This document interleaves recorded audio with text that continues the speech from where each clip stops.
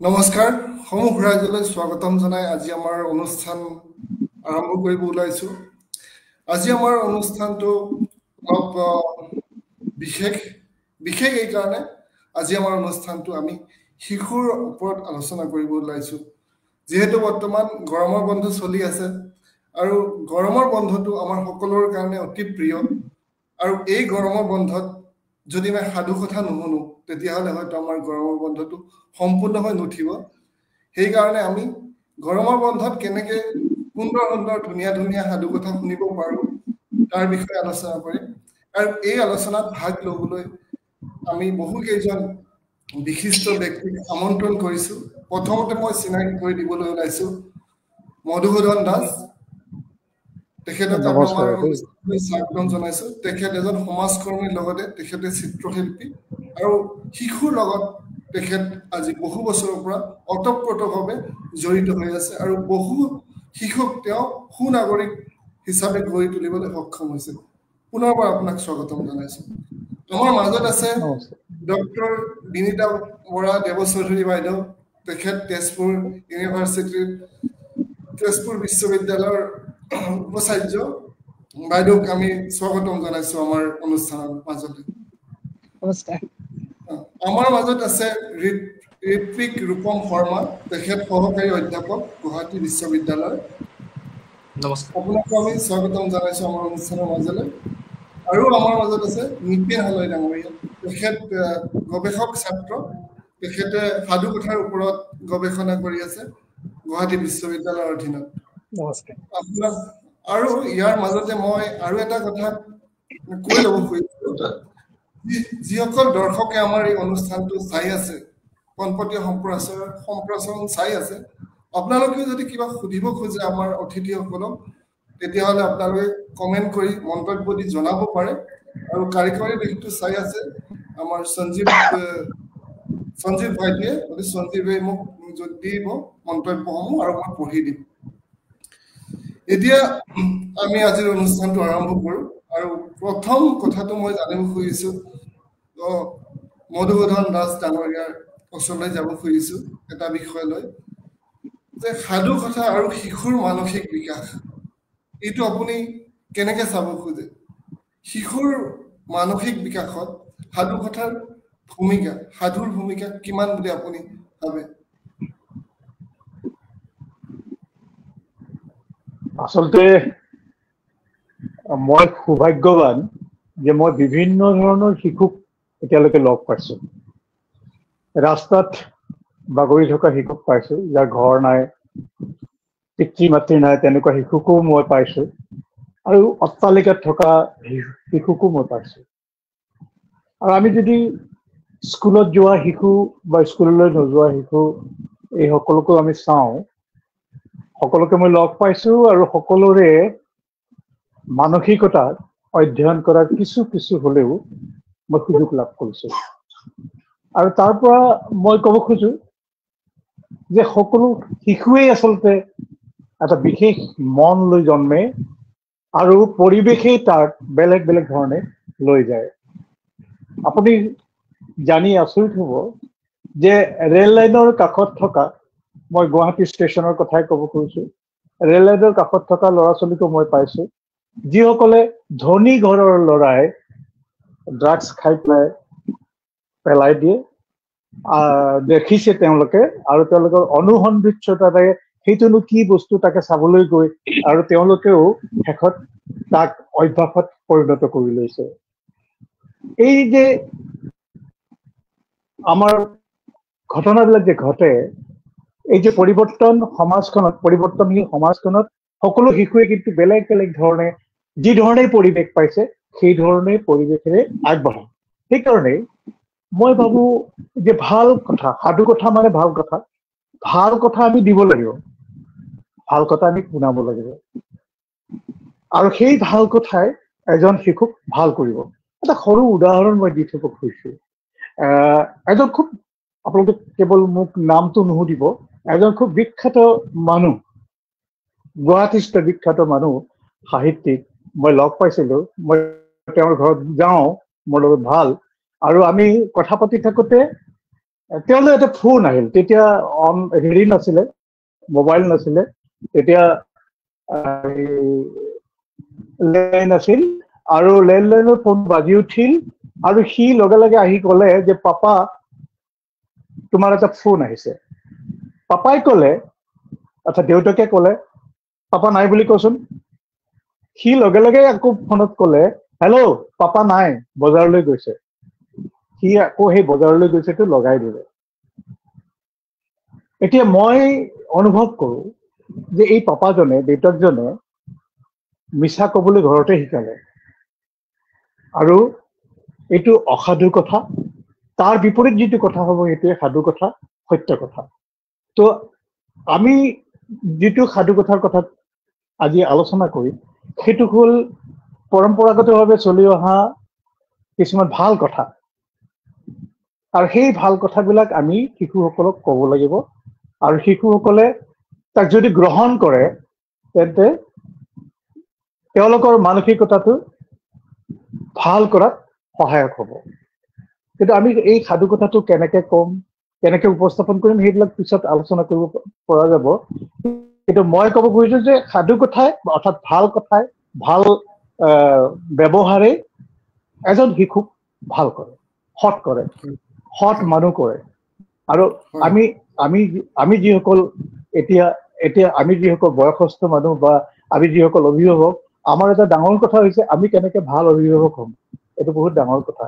গতিকে এই সাধু কথাৰ দৰে আহিলাবিলাক, ইয়াক যদি আমি এটা এক ধৰণৰ পদ্ধতি বুলি ধৰি লওঁ, তেন্তে এনেধৰণৰ পদ্ধতিবিলাকক আমি গ্ৰহণ কৰি ভালকে শিশুৰ মাজত বিলাই দিব পাৰিলে শিশুৰ মানসিকতা সুস্থ হোৱাত সহায় কৰিব বুলি মই ভাবো। ধন্যবাদ মধুসূদন দাস ডাঙৰীয়া। আপুনি সুন্দৰকৈ ক'লে যে সাধু কথাৰ গুৰুত্ব বহুত বেছি আমাৰ সমাজত। এখন সুস্থ সমাজ গঢ় দিবলৈ সাধু কথাই বহুত ডাঙৰ ভূমিকা পালন কৰে। এই একেটা বিষয়ৰ সৈতে মই ডক্টৰ বিনীতা বৰা দেৱচৌধুৰী বাইদেউৰ কাষলৈ যাব খুজিছো। বাইদেৱে এই কথাখিনিৰ লগতে কিবা যোগ দিব খোজে, বাইদেউৰ ইয়াত কেনেকুৱা মতামত দিব খোজে আপুনি, যে সাধু কথাই শিশুৰ মানসিক বিকাশত কেনেধৰণৰ ভূমিকা পালন কৰে বুলি আপুনি ভাবে? প্ৰথমতে ধন্যবাদ জনাইছো গ্ৰন্থ কথালৈ, যে গৰমৰ বন্ধৰ সময়ত, যিটো গৰমৰ বন্ধ বুলি ক'লে আমি লগে লগে আমাৰ এটা নষ্টালজিক অনুভৱ হয়, আমি শৈশৱলৈ ঘূৰি যাওঁ। আৰু সেই আমাৰ শৈশৱৰ গৰমৰ বন্ধ আৰু এতিয়াৰ গৰমৰ বন্ধৰ মাজত বহুতো পাৰ্থক্য আছে। সময়ে আনি দিয়া পাৰ্থক্য বা পৰিৱেশে আনি দিয়া পাৰ্থক্য। আগতে গৰমৰ বন্ধ মানে এনেকুৱা আছিল যে এটা মাহ সম্পূৰ্ণ ছুটি, কিতাপ পত্ৰৰ পৰা সম্পূৰ্ণ আঁতৰি, আৰু কেনেবাকৈ গৃহকৰ্মকেইটা শেষ কৰিব পাৰিলে আৰু গোটেই মাহটোলে মুকলি। বিশেষকৈ আমি গৈছিলো মামাহঁতৰ ঘৰলৈ বা আত্মীয় স্বজনৰ ঘৰত গৈ পেলাই পৰিয়ালৰ মানুহখিনিৰ লগত একগোট হোৱাৰ এটা সুবিধা পাইছিল। আৰু সেই সময়ছোৱাত কি হৈছিল, যেতিয়া বিশেষকৈ মানে মামাহঁতৰ ঘৰলৈ যোৱা যায় বা সেই পৰিয়ালটোলৈ যোৱা যায়, আৰু সৌভাগ্যৱান সকলৰ যদি মাকৰ মাতৃপক্ষৰ ফালৰ ককাক বা আইতাক থাকে বা বয়সস্থ মানুহ থাকে, তেতিয়াহ'লে তেওঁলোকৰ পৰম সৌভাগ্য হৈছিল সাধু কথা শুনি। আৰু তেতিয়া গৰমৰ দিন, বাহিৰত বহি লৈ হাতত বিচনীখন থাকে আইতাকৰ বা ককাকৰ, সেই বিচনীৰে বিচি বিচি সৰু সৰু ল'ৰা ছোৱালীখিনিক যেনেদৰে সাধু কথা শুনাইছিল, আৰু সেই গোটেই পৰিৱেশটোৱে এনেকুৱা এটা পৰিৱেশ আছিল যিয়ে শিশুৰ মানসিক খোৰাক দিছিল, এটা আশ্ৰয়, বয়োজ্যেষ্ঠসকলৰ লগত এটা বিনিময়ৰ লগতে এটা আশ্ৰয়। ল'ৰাটো বিচনীখন মাৰি থাকে, কাৰোবাৰ পিঠি খজুৱাইছে, ঘামুচি হয় খুব আগতে, আজিকালি ঘামুচি চামুচি নহয় ল'ৰা ছোৱালী বিলাকৰ, এচিডে থাকে বা বিভিন্ন প্ৰতিকাৰ ওলাইছে, সেই বিচনী ডালেৰে পিঠিটো খুটুৱাই দিয়ে। সেইটোতো এটা আত্মীয়তা। আৰু তাৰ মাজত যেতিয়া সাধু কথাখিনি শুনে, আমাৰ মধুসূদন দাস ডাঙৰীয়াই কৈছে যে সাধু কথাৰ অৰ্থই হৈছে সঁচ কথা, সৎ কথা, সৎ কথা।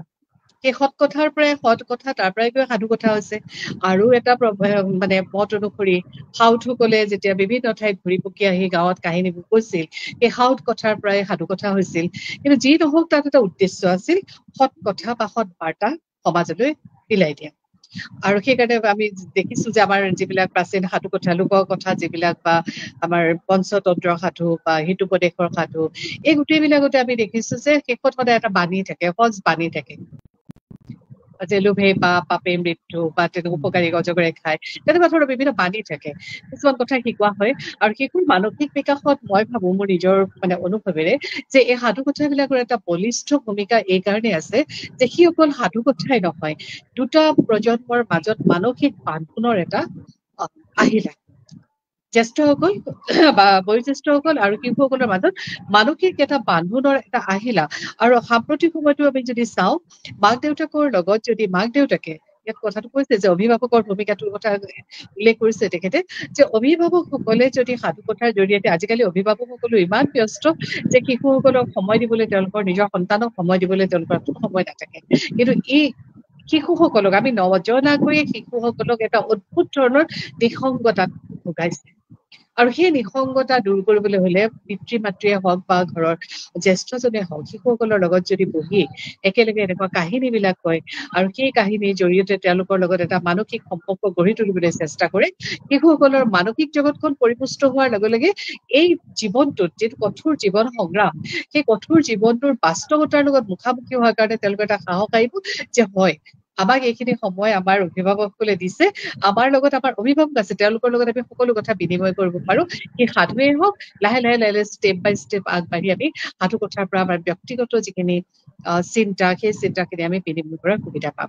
আৰু সেইকাৰণে আপোনাৰ প্ৰথম যিটো মানে কথা সুধিলে যে শিশুসকলৰ মানসিক উত্তৰণত সাধু কথাৰ ভূমিকাটো আছে নে, মই ভাবো যে 100% আছে, কিন্তু কি ৰূপত আমি তাক উপস্থাপন কৰিম সেই সম্পৰ্কে এটা বেলেগ আলোচ্য বিষয়।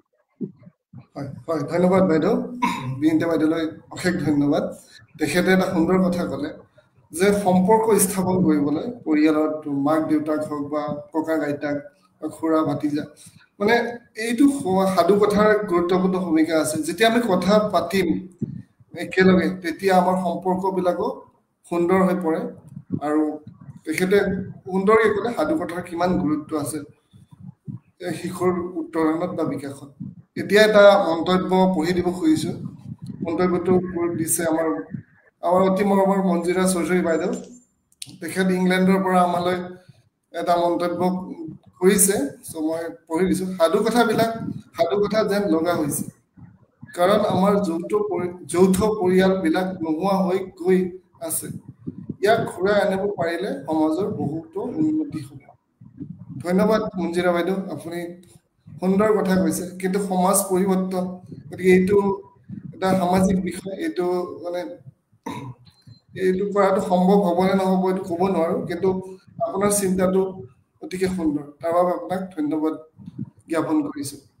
এতিয়া এই একেটা কথাকে মই সুধিব খুজিছোঁ ঋত্বিক ৰূপম শৰ্মা, তেখেতে কেনেকে ভাবে কথাটো, শিশু আৰু সাধু কথা এই দুটা মাজত সম্পৰ্ক আছেনে? সাধু কথা নোহোৱাকৈ যদি শিশু ডাঙৰ হয় তেতিয়াহ'লে কেনেকুৱা শিশু হ'ব, সাধু কথা শুনি যদি ডাঙৰ হয় তেতিয়াহ'লে কেনেকে মানে বিকাশ হ'ব পাৰে বুলি আপুনি ভাবে? হয়, ধন্যবাদ উপনাথ ডাঙৰীয়া। আৰু মই ধন্যবাদ জ্ঞাপন কৰিছোঁ গ্ৰন্থকথাৰ ইনিচিয়েটিভটো, যে সাধু কথা কেনেধৰণে আকৌ আমি জীৱন্তৰ ৰূপত উপস্থাপন কৰিব পাৰিম, বা সাধু কথাবিলাক আৰু কি ধৰণে আমি কি প্ৰসংগত আজিৰ দিনত গুৰুত্বপূৰ্ণ সেই কথাটো আলোচনা কৰিবলৈ আমি আজি এই গুৰুত্বপূৰ্ণ আলোচনাত মিলিত হৈছোঁ। আৰু ইতিমধ্যে মধুসূদন দাস ডাঙৰীয়া আৰু বিনীতা বাইদেৱে বৰ ধুনীয়াকৈ কথাখিনি কৈ গ'লে। আচলতে মই ভাবোঁ সাধু কথাবিলাক হ'ল এটা আৱৰণ, বাইদেৱে কোৱাৰ নিচিনা আৱৰণ। সেই আৱৰণৰ ভিতৰত থাকে নীতি কথাবিলাক, সমাজখন কি ধৰণে পৰিচালিত হ'ব লাগে, সমাজখন কি ধৰণে আমি সমাজত কি ধৰণে থাকিব লাগে, কি কাম কৰিব লাগে আৰু কি কাম কৰিব নালাগে। যদি ভাল কাম কৰোঁ আমি পুৰস্কাৰ পাম, যদি আমি বেয়া কাম কৰোঁ সেই ধৰণে আমি শাস্তি পাম। এই ধৰণৰ কিছুমান আচলতে নীতি কথা এই সাধুবিলাকৰ ভিতৰত লুকাই থাকে। আচলতে আমি যেতিয়া শিশুসকলক কিবা কথা ক'বলৈ যাওঁ যে এইটো কাম নকৰিবা, নালাগে কৰিব, তেতিয়া শিশুসকলে হয়তো কথাটো বৰ গুৰুত্ব হিচাপে নলয়। কিন্তু আমি যেতিয়া সাধু কথাৰ মাধ্যমেৰে তেখেতক বৰ ধুনীয়াকৈ আমি কথাটো বুজাই দিম যে তুমি যদি সৎ কাম কৰা তেতিয়াহ'লে তুমি সেই অনুসৰি পুৰস্কাৰ পাবা, আৰু তুমি যদি বেয়া কাম কৰা তেতিয়াহ'লে সেই অনুসৰি তুমি শাস্তি পাবা। গতিকে এই সাধু কথাবিলাকৰ মাধ্যমেৰে আচলতে সমাজখন কি ধৰণে শৃংখলিতভাৱে পৰিচালিত হ'ব লাগে, বা শৃংখলিতভাৱে পৰিচালিত হোৱাত আমি কি ধৰণে এক কাৰক হিচাপে আমি ভূমিকা পালন কৰিব পাৰোঁ, সেই ক্ষেত্ৰত সাধু কথাবিলাকে সাংঘাতিক ধৰণৰ গুৰুত্বপূৰ্ণ ভূমিকা পালন কৰে। আৰু যি বয়োজ্যেষ্ঠ, জ্যেষ্ঠ আৰু কনিষ্ঠ, তাৰ মাজত যি আত্মিক বান্ধোন আৰু আত্মিক সাঁকো যি তৈয়াৰ কৰাত সাধু কথাৰ গুৰুত্বপূৰ্ণ ভূমিকা, তাক আমি কেতিয়াও ওলাই কৰিব নোৱাৰোঁ। ভাবকচোন আমাৰ আগৰ দিনত যেতিয়া সাধু কথাবিলাক সহজভাৱে প্ৰচলিত আছিল, জোনাক নিশা তলত এখন পাতি পাৰি লৈছে, আইতাই পিঠিত হাত বোলাইছে, সাধুকথা কৈছে, এখন দেশত এজন ৰজা আছিল, তামোল পাগলিছে। গতিকে সেনেকুৱা এটা মুহূৰ্ত। আৰু আজিৰ দিনত সেই জোনাকৰ আকাশখন আমাৰ চাদ হৈ গ'ল, বাহিৰৰ চিকুণ আমাৰ মজিয়াখন হৈ পৰিল সৰু সৰু বাৰাণ্ডা। ল'ৰা ছোৱালীবিলাক মাক ককাক আইতাকৰ পৰা লাহে লাহে ল'ৰা ছোৱালীবিলাক বিচ্ছিন্ন হৈ নিজক এখন মোবাইলৰ পৃথিৱীৰ মাজত আবদ্ধ কৰি লৈছে। গতিকে এই ধৰণৰ এক সামাজিক ব্যৱস্থাত পুনৰবাৰ যেন সাধুকথাৰ প্ৰাসংগিকতা ক'ৰবাত নহয় ক'ৰবাত আহি পৰিছে। আৰু সেই ক্ষেত্ৰত গ্ৰন্থকথাৰ নিচিনা প্লেটফৰ্মে যি দায়বদ্ধ এক ভূমিকা পালন কৰিছে, গতিকে সেই ভূমিকা যাতে গ্ৰন্থকথাৰ নিচিনা প্লেটফৰ্মসমূহে পালন কৰি থাকে তাকে আমি আশা কৰোঁ। আৰু এই সাধুকথাবিলাক আমি ইতিমধ্যে বিদিতা বাইদেৱে ক'লে যে নতুন নতুনকৈ আমি নতুন প্ৰজন্মৰ বাবে নতুন ধৰণে আমি উপস্থাপন কৰিব লাগিব, তেতিয়াহে সাধুকথাবিলাক আকৌ প্ৰাসংগিক হ'ব, সাধুকথাৰ ধৰণবিলাক পৰিৱৰ্তন হ'ব লাগিব, তেতিয়া আকৌ প্ৰাসংগিক হ'ব। কিন্তু এই ক্ষেত্ৰত আমি এটা কথা ওলাই কৰিব নোৱাৰোঁ, তাহানিৰ দিনত, আজিৰ দিনত আৰু আহিবলগীয়া ভৱিষ্যতৰ প্ৰতিটো দিনতে কিন্তু সাধুকথাবোৰ সমানেই প্ৰয়োজনীয় আছিল, আছে আৰু ভৱিষ্যতেও থাকিব। বৰ সুন্দৰকৈ ক'লে আপুনি। ধন্যবাদ থাকিলে আপোনালৈ। সাধুকথাৰ যে বিৰাট গুৰুত্বপূৰ্ণ ভূমিকা আছে আমাৰ সমাজত, আমাৰ শিশুৰ বিকাশত, সেয়া আপুনি সুন্দৰকৈ বৰ্ণনা কৰিলে। এতিয়া এই একেটা কথাকে মই নিপেন হালৈক সুধিব বিচাৰিছোঁ। আপুনি যিহেতু এজন গৱেষক ছাত্ৰ, আপোনাৰ বিষয়টো সাধুকথাই, সেইটো বিষয়তে আপুনি অধ্যয়ন কৰি আছে। আপুনি কেনেকে ভাবে সাধুকথাৰ গুৰুত্ব কিমান আমাৰ সমাজত? মানে এজন শিশু ধন্যবাদ আপোনাৰ প্ৰশ্নটোৰ কাৰণে ধন্যবাদ। মানে এজন শিশু সুনাগৰিক হ'বলৈ প্ৰথমতে মই ধন্যবাদ জ্ঞাপন কৰিছো আজিৰ এই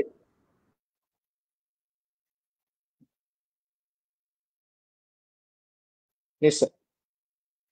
হয় হয়, মৌখিক সাহিত্যৰ এটা গুৰুত্বপূৰ্ণ ভাগেই হৈছে সাধুকথা। আচলতে মই বৰ্তমান গৱেষণা কৰি আছো ফকলোৰ ৰিচাৰ্চ ডিপাৰ্টমেণ্টত, সাধুকথাৰ ওপৰতে কৰিছো।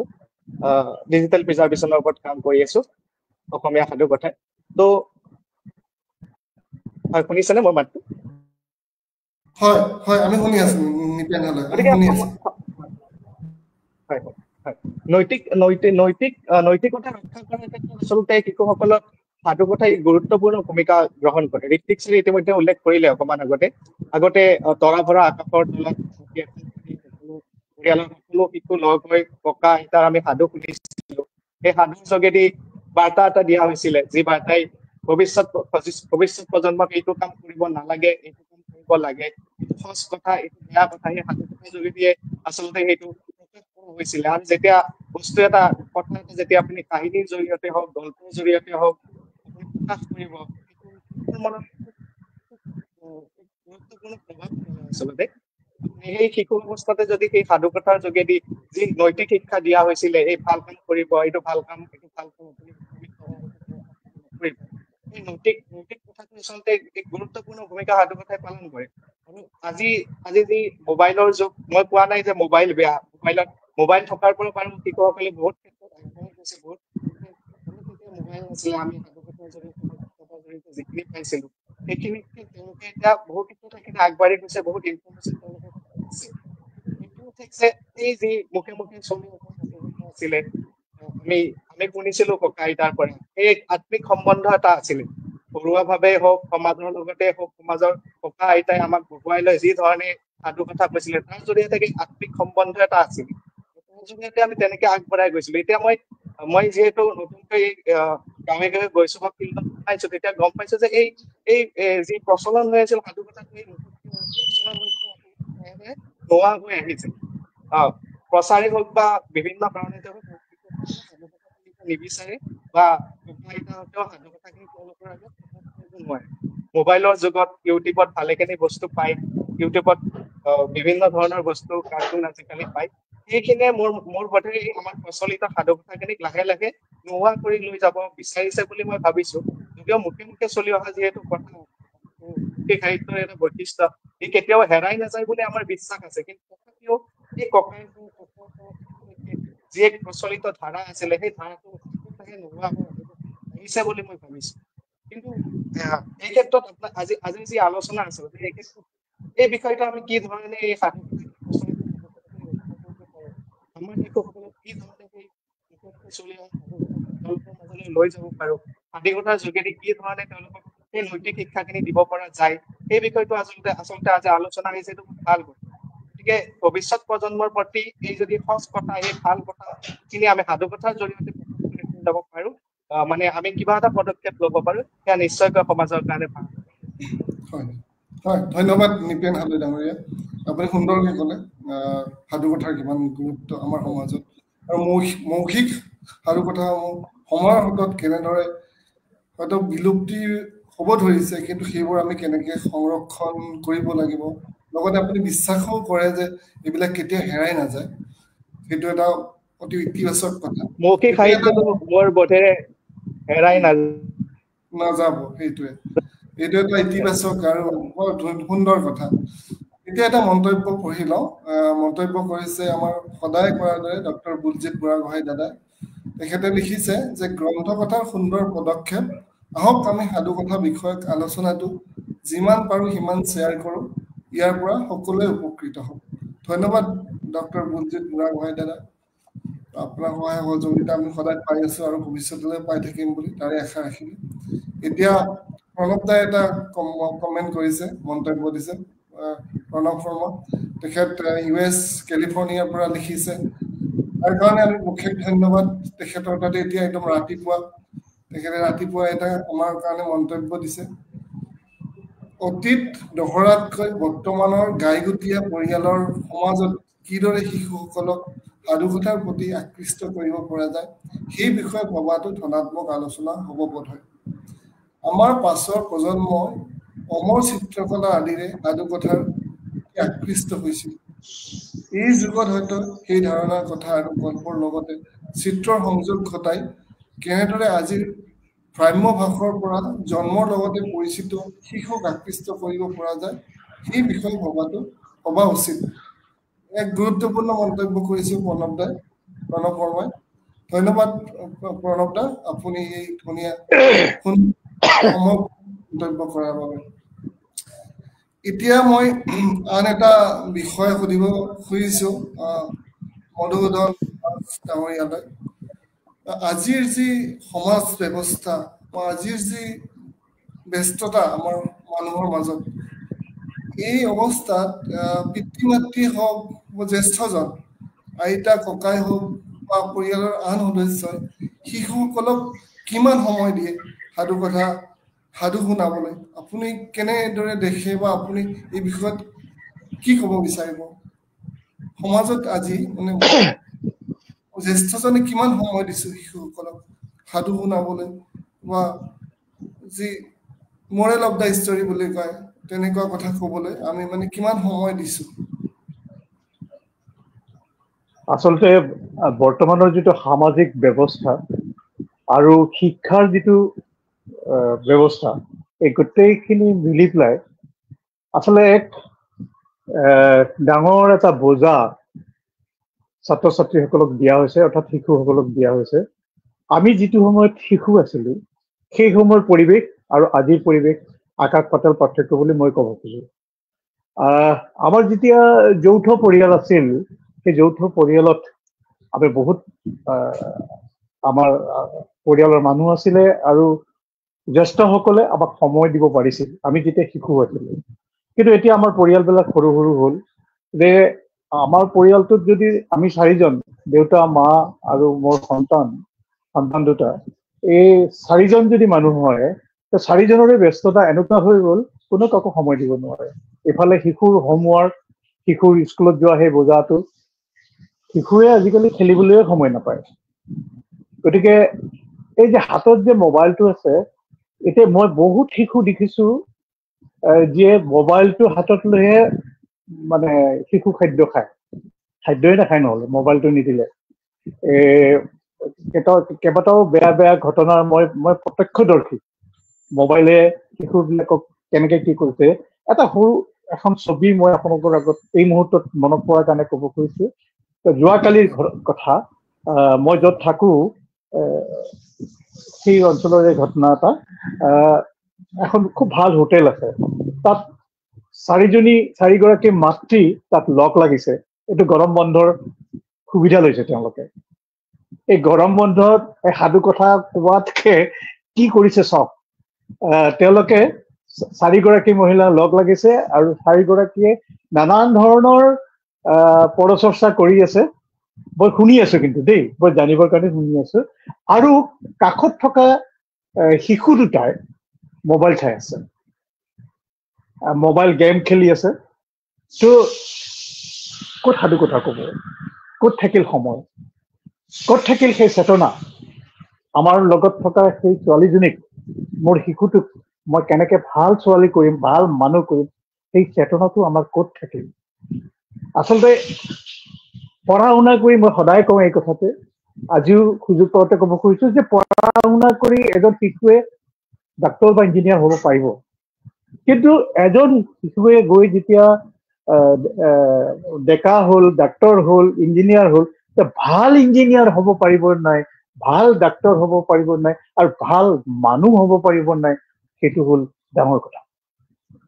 গতিকে মইতো ভাবো এই গ্ৰন্থ কথাৰ দৰে অনুষ্ঠানবিলাকে অৱশ্যে এই কামটো আমিও অলপ অলপকে কৰাৰ প্ৰস্তুতি চলাইছো।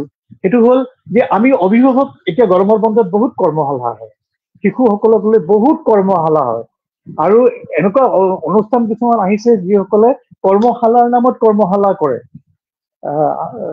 এতিয়াৰ পৰা প্ৰায় ৩৩ বছৰমান আগৰ পৰাই আমি কৰ্মশালা কৰিছিলো, আৰু সেই অভিজ্ঞতাৰ পৰা এতিয়া কৈছো যে এতিয়াৰ কৰ্মশালাত এক ব্যৱসায়িক কথাটো চিন্তা হৈছে। এতিয়া শিশুসকলক লৈ, চেমনীয়াসকলক লৈ বিভিন্ন ধৰণৰ গীত মাত নাচ ছবি ইত্যাদি যি কৰ্মশালা হয়, তাতকে ভাবো মই অভিভাৱকসকলক লৈ কৰ্মশালা কৰাৰ ডাঙৰ খুব প্ৰয়োজনীয় কথা হৈছে। আৰু সেই বিষয়টো হ'ব লাগে মোৰ মতে, আমি কেনেকে ভাল অভিভাৱক হ'ম। ভাল অভিভাৱক হোৱাটো বহুত ডাঙৰ কথা হৈছে। আমি টিনেজাৰ এজনক আমি বয়সন্থী সময়ত আমি কেনেকে কথা কম, কেনেধৰণে তাক আমি মৰম কৰিম, কেনেধৰণৰ তাৰ লগত বন্ধুত্ব কৰিম ইত্যাদি কথাবিলাক কিন্তু আমি অলপমান চিন্তা চৰ্চা কৰিবলগীয়া হৈছে। মই এই চেগতে সাধু কথাৰ লগতে এই কথাটোকো মই গ্ৰন্থ কথাক মগজুত লৈ ল'ব কৈছো যে অভিভাৱকসকলৰ কাৰণেও আমি ভাল অভিভাৱক বনাবলৈ আমি শিশুসকলক, চেমনীয়াসকলক, ডেকাসকলক আমি যেনেকে ভাল মানুহ হবলৈ কওঁ, ঠিক তেনেকেই ভাল অভিভাৱক এজন হবলৈও আমি পিতৃ মাতৃসকলক কবলগীয়া হৈছে বা আমি ভাবিবলগীয়া হৈছে। ময়ো এজন অভিভাৱক হিচাপে কওঁ, ময়ো সম্পূৰ্ণভাৱে সফল অভিভাৱক নহয়, যদিও মই সমাজত কাম কৰি আছো, তথাপিও মই কিন্তু কওঁ মোৰো কৰবাত দোষ আছে, কৰবাত ময়ো পৰাজিত হৈছো। গতিকে সেইখিনি আঁতৰাবৰ কাৰণে আমি যদি একত্ৰিত হৈ আমাৰো যদি কৰ্মশালা হয়, আমি কেনেকে ভাল অভিভাৱক হওঁ সেই বিষয়ে যদি আমাৰ চিন্তা চৰ্চা হয়, মই ভাবো ভাল হ'ব।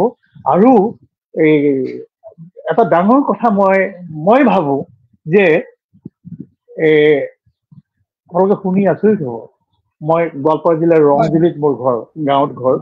মই তাত এখন আৰ্টিষ্ট ভিলেজ বনাইছো।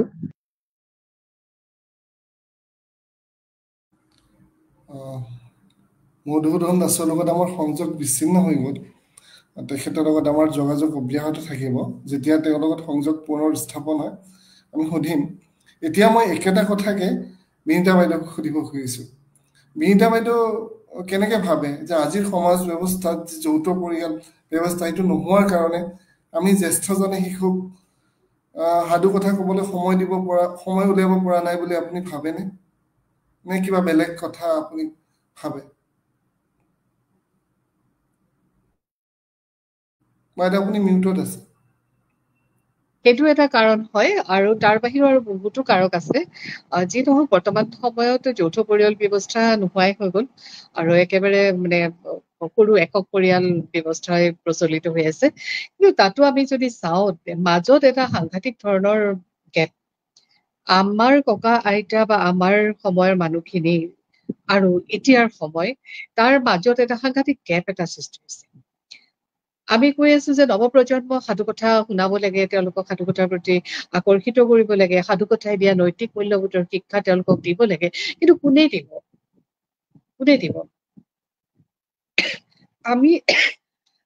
আমি এতিয়া যিটো পৰ্যায়ত আছো সেই পৰ্যায়ত আমি নৱপ্ৰজন্ম বুলি ক'লে সৰু সৰু যিখিনি ল'ৰা ছোৱালী ধৰক 14-15 বছৰ বয়সলৈকে আমাৰ সন্তানসকল তাৰ পৰা অকমান আগুৱাই আহিছে। কিন্তু এতিয়া যিসকল প্ৰায় 3 বছৰ বয়সৰ শিশুৰ পৰা 14 বছৰ বয়সৰ শিশু, তেওঁলোকৰ অভিভাৱকসকলৰ ৰাজনৈতিক দৌৰতে হওক, সামাজিক দৌৰতে হওক বা পৰিৱেশে সৃষ্টি কৰি দিয়া কিছু ধাৰণাৰ পিছত দৌৰাৰ কাৰণে হওক, তেওঁলোকে ভাবে যে সন্তানৰ লগত তেওঁলোকে বহুত সময় কটায়, কিন্তু সেই সময়খিনি দৌৰাদৌৰিতে গুচি যায়। এতিয়া এগৰাকী মাতৃয়ে, আপোনালোকে সদায় দেখি থকা ছবি দেই, সেই ছবিটো আমি অনুভৱ কৰো। আমাৰ মধুসূদন দাস ডাঙৰীয়াই ক'লে যে কৰ্মশালাৰ কথা ক'লে, এতিয়া এনেকুৱা হৈছে গৰমৰ বন্ধটোত আগতে আমি এটা অলপ দৈনন্দিন কাৰ্যক্ৰমণিকাৰ পৰা অকনমান বিৰত থাকি অলপ অলস জীৱন যাপন কৰিছিলো, আৰু সেই অলস জীৱনটোত আমি আমাৰ মাহঁতৰ পৰা বা আমাৰ আইতাহঁতৰ পৰা সাধুকথা জাতীয় বা তেনেকুৱা ধৰণৰ খেল ধেমালিত আমি লগৰ সমনীয়াৰ লগত ব্যস্ত হবলৈ সুযোগ পাইছিলো। কিন্তু এতিয়া গৰম বন্ধ আৰম্ভ হল নহল, বিদ্যালয়, মহাবিদ্যালয়, বিশ্ববিদ্যালয় বা বিভিন্ন সামাজিক অনুষ্ঠানবিলাকে কৰ্মশালাৰ আয়োজন কৰে, আৰু যিটো দেখা যায় যে বেছিভাগ ক্ষেত্ৰতে ব্যৱসায়িক মানে এটা উদ্দেশ্য আগত ৰাখি, আৰু কিছুমান ক্ষেত্ৰত নিজৰ এতিয়া মহাবিদ্যালয়ৰ এটা বিভাগ বা বিশ্ববিদ্যালয়ৰ এটা বিভাগে কোনো প্ৰয়োজন নোহোৱা, কামত নহা বিষয় এটা লৈ কৰ্মশালা, কামত অহা বিষয় বহুত আছে, তেনেকুৱা দেখিছো আমি কৰি আছে, কিন্তু এনেকুৱা হৈছে যে এনেকুৱা বিষয় লৈ কৰ্মশালা পাতিছে যাত তেওঁলোকৰ বিভাগটোৰ কাৰণে নম্বৰ এটা গোটোৱাৰ বাহিৰে একো নহয়, নাকক দেখুৱাব লাগিব যে কৰ্মশালা পাতিছে। সেইবিলাকৰ পৰা সমাজৰ কিবা উপকাৰ হৈছে নেকি? কিন্তু আৰু এই সৰু সৰু কণ কণ ল'ৰা ছোৱালী বিলাকক মাক বিলাকে কৰ্মশালালৈ দৌৰাই লৈ ফুৰে। মোৰ ল'ৰাটো বা ছোৱালীজনীয়ে গান শিকি আছে, নাচ শিকি আছে, অভিনয় শিকি আছে, এটা কণ্টিনিউ প্ৰচেছ, সেইটো এটা ধাৰাবাহিক প্ৰক্ৰিয়া। 7 দিনত কৰ্মশালাত অংশগ্ৰহণ কৰি কোনেও বিশেষ দক্ষতা আহৰণ কৰিব নোৱাৰে, কিন্তু কৰ্মশালাৰ নামত মাকগৰাকীয়ে গৈ তাত যদি 6 ঘন্টা বা 8 ঘন্টা সময় বহি বহি কটাব পাৰে, সেই সময়খিনি যদি তেওঁ সন্তানটোক ঘৰত দিলেহেঁতেন, তেওঁৰ লগত একাত্ম হৈ তেওঁৰ লগত সৰু সুৰা দুটা কাম কৰক, তেওঁ কথা পাতক সন্তানটোৰ লগত, সাধুকথা কিছু শুনাওক, বা আগৰ দিনৰ পুৰণি কবিতাই মাতক, পদ্য মাতক, সেইবিলাকৰ জৰিয়তে যদি সন্তানৰ বেছি ওচৰ চপাৰ চেষ্টা কৰিলেহেঁতেন, মই ভাবো যে কৰ্মশালাত এজন দক্ষ মানে নৃত্যশিল্পী বা গায়ক সৃষ্টি কৰাতকেও এগৰাকী মানুহ সৃষ্টি কৰাত মাকগৰাকী বেছি সফল হ'লহেঁতেন। বিশেষকৈ মাতৃগৰাকীৰ ক্ষেত্ৰত কৈছো, আজিকালি কৰ্মজীৱী মাতৃ, আমাৰো কৰ্মৰ সময়তো আমি একমাহ, আমি বিশেষকৈ শিক্ষকতাৰ লগত জড়িত মানুহখিনি একমাহ আমিও বন্ধ পাওঁ, সেই বন্ধৰ মাহটো যদি আমি সন্তানসকলৰ লগত কটালোহেঁতেন ভালকৈ। আৰু চকু এটা কথা যে এই যে মই কলো যে আমাৰ পিছৰ চাম, আমি সেই শৈশৱ পাইছিলো, কিন্তু আমাৰ পিছৰ চাম পিতৃ মাতৃয়ে, বিশেষকৈ মাতৃসকল বুলি মই এইকাৰণেই কৈ আছো যে সন্তানৰ লগত সদায় মাতৃৰ এটা নিবিড় সম্পৰ্ক থাকে, আৰু সেই মাতৃসকলে নিজে সাধুকথা কিমান শুনিছে বা তেওঁলোকে কিমান জানে, আৰু এতিয়াতো ৰাজনৈতিক পৰিৱেশে এনেকুৱা ধৰণৰ এটা মানে অৱস্থাৰ সৃষ্টি কৰিছে, আজি কিবা আঁচনি, কাইলে কিবা আঁচনি, আৰু বিশেষকৈ তাত দেখো যে আমি গাঁৱৰ মহিলাসকল কিন্তু সেই আঁচনিৰ পিছত দৌৰোতেই ব্যস্ত। তেওঁলোকৰ সন্তানে কি কৰিছে, খাইছে নে নাই খোৱা, পঢ়া শুনা কৰিছে নে, সন্তানক যে সময় দিব লাগে, আমাৰ মহিলা চামৰ মাজত সেই বস্তুটো নাইকিয়া হৈ গৈছে, মাতৃসকলৰ মাজত। গতিকে সেই যিটো সম্পৰ্ক, সেই সম্পৰ্কটো একেবাৰে নোহোৱা হৈ যোৱাৰ উপক্ৰম হৈছে, যাৰ ফলত ক্ষতিগ্ৰস্ত হৈছে আমাৰ নতুন প্ৰজন্ম। মই ভাবো যে এজন অভিভাৱকে বা পিতৃ হওক মাতৃ হওক, দিনটোৰ ভিতৰত যদি একেলগে থাকে, কেতিয়াবা চাকৰিৰ দায়িত্ব সূত্ৰে দূৰত থাকিব লগা হয় বহুতে, কিন্তু যদি একেলগে থাকে, ঘৰখনত অন্ততঃ সন্ধিয়াৰ পিছত 1 ঘন্টা সময় নিজৰ সন্তানসকলক দি অতীতৰ কথাবিলাকে ৰোমন্থন কৰক। অকল যে আমাৰ বুঢ়ী আইৰ সাধু বা পঞ্চতন্ত্ৰৰ সাধু বা ঈশপৰ সাধু এইবিলাকে ক'ব লাগিব সেইটো নহয়, আমাৰ অতীতৰ কথা ৰোমন্থন কৰাটোও তেওঁলোকৰ কাৰণে এটা সাধু কথা। আমি শৈশৱত এনেকুৱা কৰিছিলো, এনেকুৱা দিনত আমি কেনেকে জামৰ তলত, আমৰ তলত ঘূৰি ফুৰিছিলো, সেইবিলাকো তেওঁলোকৰ কাৰণে এটা সাধু কথা, আৰু তাৰ জৰিয়তে তেওঁলোকে প্ৰকৃতিৰ লগত পৰিচিত হোৱাৰো এটা সুবিধা পাব।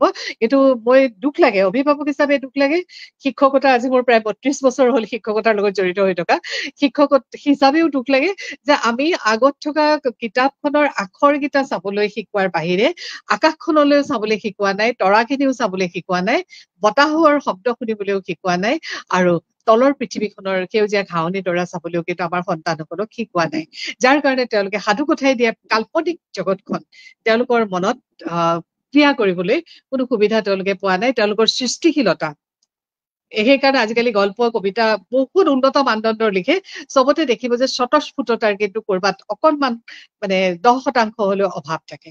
স্বতঃস্ফূৰ্ত নহয়, যে নিৰ্মাণ কৰিছে, কবিতা এটা নিৰ্মাণ কৰে, গল্প এটা নিৰ্মাণ কৰে, উপন্যাস এখন নিৰ্মাণ কৰে, স্বতঃস্ফূৰ্ততা বা গম পাই যে তেওঁ ড্ৰয়িং ৰুমত বহিহে প্ৰকৃতিৰ সেই মানে শুনি বা মোবাইলত চাই সেই প্ৰকৃতিৰ ৰূপ ৰহস্য তেওঁ অনুভৱ কৰিবলৈ চেষ্টা কৰিছে। কিন্তু সাধু কথাবিলাকে কি কৰে, আমাক সেই শিয়ালৰ হোৱাটোও শুনিবলৈ দিছিল, বান্দৰৰ খেক খেক শব্দটোও শুনিবলৈ দিছিল, আকৌ সেই কেঁকুৰাই কেনেকে বাঘৰ নেগুৰত মানে ধৰি পেলাই নেগুৰ ছিঙি পেলাইছিল সেও শুনিবলৈ দিছিল। এই গোটেইবিলাক ঢেঁকীৰ শব্দটো শুনিবলৈ দিছিল তেজীমলাৰ সাধুত। সেই গীত বিলাক যে ভেকুলীয়ে কেনেকে কথা কৈছিল বা মা কৰাই খাই খাই কেনেকে গৈ আছিল, বিভিন্ন ধৰণৰ কল্পনা সাধু কথাই কৰিবলৈ শিকাইছিল। কিন্তু সেইবিলাকৰ পৰা আঁতৰাই আনি আজিৰ নৱপ্ৰজন্মক আমি নৱপ্ৰজন্মৰ গাত কোনো দুখ নাই, আমি অভিভাৱকসকলে আচলতে তেওঁলোকৰ কাৰণে এনেকুৱা এখন পৃথিৱীৰ সৃষ্টি কৰিছো যিখন পৃথিৱীত তেওঁলোকৰ কল্পনা প্ৰৱণতাই মুকলি বিকাশ পাবলৈ বাধাগ্ৰস্ত হৈছে। উপায় আছে, আজি হালুৱে যিটো কথা কলে ডিজিটেলাইজেশ্যন খুব প্ৰয়োজনীয় হৈছে, ডিজিটেলাইজেশ্যনৰ খুব প্ৰয়োজন হৈছে। গ্ৰন্থ কথাই কৰিছে, তেওঁলোকে সাধু কথা বাণীবদ্ধ কৰি উলিয়াইছে। মই আজি ৰাতিপুৱা এটা শুনিছো, ভাল লাগিলে শুনি পেলাই। তেনেকেও যদি আমি শুনাব পাৰো তেওঁলোকক, বা সৰু সৰু কৰ্মশালা পাতক, সাধু কথা কোৱাৰ কৰ্মশালা পাতক, সাধু কথা পঢ়াৰ কৰ্মশালা পাতক, তেওঁলোকক এনিমেশ্যন বনাবলৈ দিয়ক সাধু কথা এটা শুনি পেলাই। আজি ল'ৰা ছোৱালীয়ে যান্ত্ৰিক দিশত বহুত উন্নত। আমাৰ ল'ৰা ছোৱালীখিনিক যদি কয় যে তোমালোকে এই কৰ্মশালাত এই 3টা সাধু শুনা আৰু সেই 3টাৰ ওপৰত তোমালোকে এনিমেশ্যন বনোৱা, ডিজিটেলাইজ কৰা তোমালোকে, এইবিলাকৰ জৰিয়তে কিন্তু সাধু কথাক আমি নতুন প্ৰজন্মৰ মাজলৈ লৈ যাব পাৰিম আকৰ্ষণীয়ভাৱে। আৰু একক পৰিয়াল বিলাকতো আকৌ সেই পিতৃ মাতৃৰ লগত সন্তানৰ যিটো একাত্মতা, সেই একাত্মতাটো ঘূৰি আহিব। মোৰ নিজস্ব অনুভৱ এইখিনি। সুন্দৰ অনুভৱ বাইদেউ, ভাল লাগিল, ধন্যবাদ। সঞ্জীৱ, দুটামান কমেণ্ট কৰি দিওঁ। মেঘালী ঠাকুৰীয়াই বাইদেৱে কৈছে সময় উপযোগী হৈছে, ধন্যবাদ ঠাকুৰীয়া বাইদেউ, মেঘালী ঠাকুৰীয়া বাইদেউ। আৰু দুটামান কমেণ্ট দিছে, আৰু ইয়াৰ আগত গীতালী বাইদেউ এটা কমেণ্ট দিছে, গীতালী চলিহা দত্ত। এইটো কমেণ্ট যদি দেখুৱাই দিয়া সঞ্জীৱ। গীতালী চলিহা দত্ত লিখিছে, সাধু কথা শিশুৰ বৌদ্ধিক বিকাশত সহায় কৰে, লগতে একতা নীতিমূলক সাধুৱে শিশুৰ মনস্তত্বত বাৰুকৈ প্ৰভাৱ পেলায়। নীতি শিক্ষামূলক সাধুসমূহৰ পৰা শিশুৱে এনে কিছুমান নীতি শিক্ষা আহৰণ কৰে যিয়ে তেওঁলোকক সৎ পথত চলাবলৈ শিকায়। এইটো আমি দৃঢ়তাৰে বিশ্বাস কৰোঁ। ধন্যবাদ গীতালী চলিহা দত্ত বাইদেউ। এতিয়া মঞ্জিৰা বাইদেউৰ মন্তব্যটো আমি পঢ়ি দিছো। মঞ্জিৰা বাইদেউ আকৌ লিখিছে, আমি সদায় আনক দুখ দি ভাল পোৱা জাতি। সকলোতে প্ৰথম দায়বদ্ধতা পিতৃ মাতৃৰ, সকলো ঘৰৰ পৰাই আৰম্ভ। আজিকালি পৰিয়ালবিলাক আগতকৈ বেলেগ হ'ল। ককা আইতা পৰিয়ালৰ লোককেই চিনি নাপায়। বিনীতা দেৱ চৌধুৰীয়ে বৰ সুন্দৰকৈ কথা কৈছে। বিনীতা বাইদেউৰ পৰা মই আপোনাক ধন্যবাদ জ্ঞাপন কৰিছো বাইদেউ। ইয়াৰ আমি আৰু পঢ়িম, তাৰ আগতে মই ঋত্বিক ৰূপম শৰ্মা ডাঙৰীয়াৰ ওচৰলৈ আহিব খুজিছো। আমি এনেকুৱা এটা প্ৰজন্ম যি সাধু কথা নুশুনাকে ডাঙৰ হ'ব, তেওঁলোকে সমাজত কেনেকে আবেগ অনুভূতি বা কল্পনা প্ৰৱণ নোহোৱাকৈ ডাঙৰ হ'লে আপুনি কি ভাবে, যন্ত্ৰৰ দৰে সমাজ সৃষ্টি হ'ব নেকি, য'ত মানে নীতিমূলক শিক্ষা নাই? মানে আমি যদি কওঁ মৰেল বস্তুটো বেলেগ, লজিক বস্তুটো বেলেগ, যুক্তিটো বেলেগ। যুক্তিৰে আপুনি সঁচাকৈ মিছা কৰিব পাৰে, মিছাকৈ সঁচা কৰিব পাৰে, কিন্তু আপোনাৰ বোধ যিটো মানে নীতি, এই বস্তুটো বেলেগ। আপোনাক এইটোৱে মানে মানুহ হিচাপে মানে জীয়াই থাকিবলৈ আপোনাক কি কৰি দিয়ে, এটা ৰাস্তা দিয়ে। আপুনি কি ক'ব? হয়, ধন্যবাদ অপূৰ্ণনাথ ডাঙৰীয়া, বৰ সুন্দৰ কথা ক'লে আপুনি। আচলতে মই এটা কথা বিশ্বাস কৰোঁ, অতীতে বৰ্তমান আৰু ভৱিষ্যতলৈ যোৱাৰ ৰাস্তাটোক আমাক দিশ নিৰ্দেশনা লাগি থাকে। গতিকে অতীতত আমাক যিখিনি সাধু কথা শিকোৱা হৈছিলে বা সাধু কথা কোৱা হৈছিলে, তাতে এই নীতি শিক্ষামূলক কথাটো যথেষ্ট ধৰণে তাত গুৰুত্ব প্ৰদান কৰা হৈছিল। ধৰক বন্ধুত্ব কেনেকুৱা হ'ব লাগে, বন্ধুত্ব হ'ব লাগে ৰজাৰ ল'ৰা আৰু মন্ত্ৰীৰ পুতেক তাৰ মাজেদি বন্ধুত্বৰ সংজ্ঞাৰ কথা কোৱা হৈছিল মাক আৰু জীয়েকৰ মৰম কেনেকুৱা হ'ব লাগে চিলনীৰ জীয়েকৰ সাধুৰ জৰিয়তে তাক কোৱা হৈছিল বেয়া মানুহৰ পৰিণাম কেনেকুৱা হয় দুষ্ট সেনাপতিজনৰ পোৱা শাস্তিৰ জৰিয়তে তাক কথা কোৱা হৈছিল গতিকে সময়ৰ লগে লগে আচলতে যিখিনি পৰিৱৰ্তন হৈছে সময় পৰিৱৰ্তনশীল আৰু সেই পৰিৱৰ্তনশীল সমাজৰ পৰিৱৰ্তনৰ লগে লগে আচলতে আমিও এই ধৰণৰ পৰিৱৰ্তনক স্বীকাৰ কৰি সেই পৰিৱৰ্তনৰ লগত নিজকে খাপ খুৱাই কি ধৰণে নতুন নতুন চিন্তাৰে এই নীতি শিক্ষামূলক সাধুকথাৰ বিকাশ কৰিব পাৰি নেকি তাক চিন্তা কৰিব পাৰি আজি এই ক্ষেত্ৰত নিপন হালৈ ডাঙৰীয়া ইতিমধ্যে তেখেতৰ বিশ্লেষণত কৈছে যে তেখেতে ডিজিটেল এডিশ্যনৰ কথা কৈছে আৰু ইতিমধ্যে আমি দেখা পাইছোঁ যে ইউটিউব বা বিভিন্ন মাধ্যমত আজিকালি নতুনকৈ সাধুকথাৰ চেনেল হৈছে এটা খুব জনপ্ৰিয় এটা চেনেল আছে কোকো মেলন বুলি ইংলিছত কয় এইটো খুব আপোনালোকে